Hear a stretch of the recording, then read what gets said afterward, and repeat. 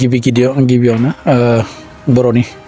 गासै रादाब बुथुमगिरि बिथांमोननिसिम गोसो गोरबोनि अननाय आरो गोजोन हामलायनाय जासिबाय। दिनै बर'नि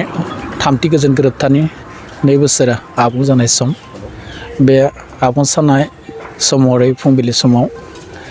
दुलाराय बर' फरायसा आफादनि फिरफिला बिरहोनायजों लोगोसे मुंख्लंफोरखौ मान होनाय लोगोसे बड'फाखौ मान होनाय बे हाबाफारिजों लोगोसे मावफुंलांबाय आरो बेजों लोगोसेनो 2 बोसोर आबुं जानायनि उनावबो दिनै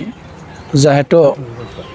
थांनाय 2020 मायथाइनि 27 जानुवारियाव बर'नि थामथि गोजोन गोरोबथाया दुलाराय बर' फरायसा आफाद NDBBनि मोनब्रै फेक्सन लोगोसे खौसेथि बर' सुबुं आफादनि गेजेराव मोनसे गोजोन गोरोबथा जादोंमोन भारत सरकार आरो आसाम सरकारनि गेजेराव। दा बे समाव जाहाथे जों गोजोन गोरोबथानि गेजेरजों जाखिनि दफाफोरखौ मोनबोदों बर' माहारिनि जौगानाय सोलोंथाइ बिथिं राजखान्थि बिथिं आरो हारिमु बिथिं बेफोर गासै बिथिंफोरनि जाफोर दफाफोर बे दफाफोरा दिनै मावफुंनाया जाफुङाखै लेहेम जाना दं। दा बे बेलायाव जोङो दिनैनि बे गोथार साननि गेजेरजों जों खावलायगोन जाहाथे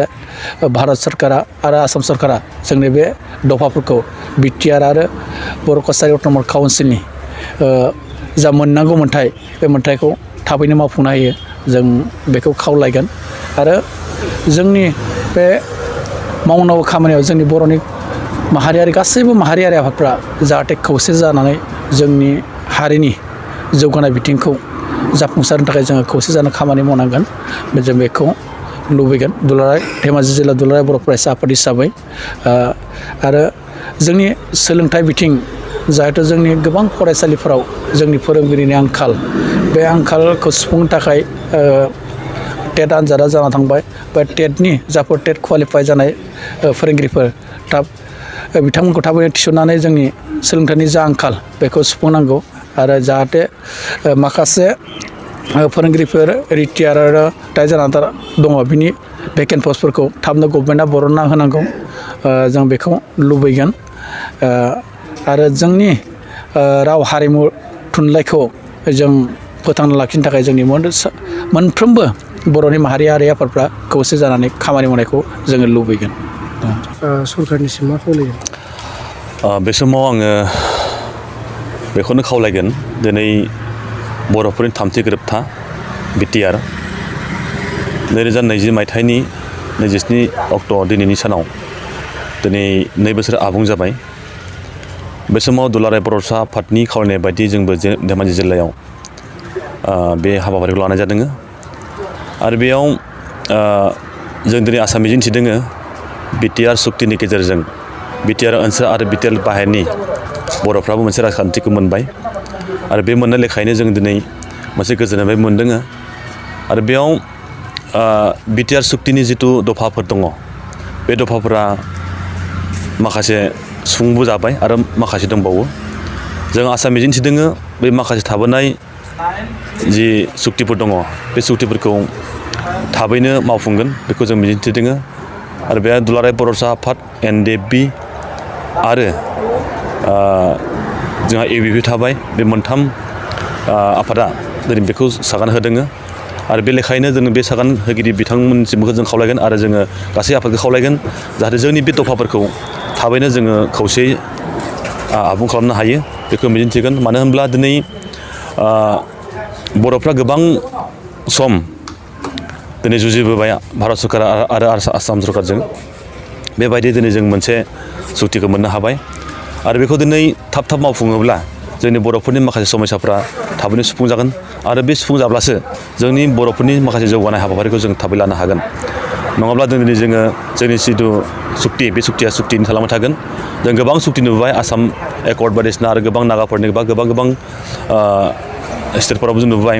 दा माखासे सुक्तिफोरा सुक्ति हिसाबैनो थादों जाफुंजोबाखै आरो बेखायनो जोङो बर'फोरनि जिथु सुक्ति बे सुक्तिया जाहाथे गासिबो थाबै जाफुंजोबो बेखौ जोङो मिजिंथिदों आरो बेहाय जों आरो मोनसे बाथ्राखौ जों खावलायबावनो नागिरदों थांनाय समाव BSc BTC माखासे सुक्ति जालांबाय बे समाव दुलाराय बर' फरायसा आफादजों लोगोसेयैनो गोबां आफादफोरा बेफोर सुक्तिफोराव हेफाजाब होदोंमोन आबुङै। दा बेयाव दिनै जों बेखौनो नुहुरदों दिनै हाग्रामा महिलारि बिथांनि दैदेननाय BPF हान्जा बिथांमोना दिनै बे बिटिआर सुक्तिखौ खोब मोनसे मोजाङै गनायनाय बायदिखौ जों नुहुराखै आरो सापर्ट खालामाखै जों बेहाय खावलायगोन बिथांमोनखौबो बयबो जों बर' हारि हिसाबै जि जेरावनो थायाथों मानो जि पलिटिकेल पार्टिखौनो थायाथों मानो जों बर' हिसाबै थांना थानोबा गासैखौबो जों मान होलायनानै जोंनि सुक्तिफोरखौ जोङो आबुं खालामनायाव बयबो हेफाजाब होलायनांगोन अब्लासो जोंनि थांना थानायनि मोनसे बर' माहारिया गेरेमसा माहारि हिसाबै थांना थानायाव जाहाथे जोङो खोब मोनसे मोजां आबुं जागोन आरो बुहुमाव जों गेरेमसा बर' माहारि हिसाबै जोङो अब्लासो थांना थानो हागोन बेखौ जोङो नुहुरदों बेखायनो राजखान्थि हिसाबै थांबाय थागोन नाथाय बर' माहारिनि जिथु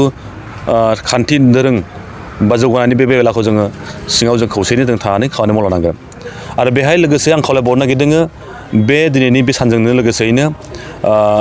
बिटिआरनि बाहेरनि बर' कसारि काउन्सिल जों जि मोनबाय अट'नमास काउन्सिल बे अट'नमास काउन्सिलखौबो जाहाथे जों जागायनायावनो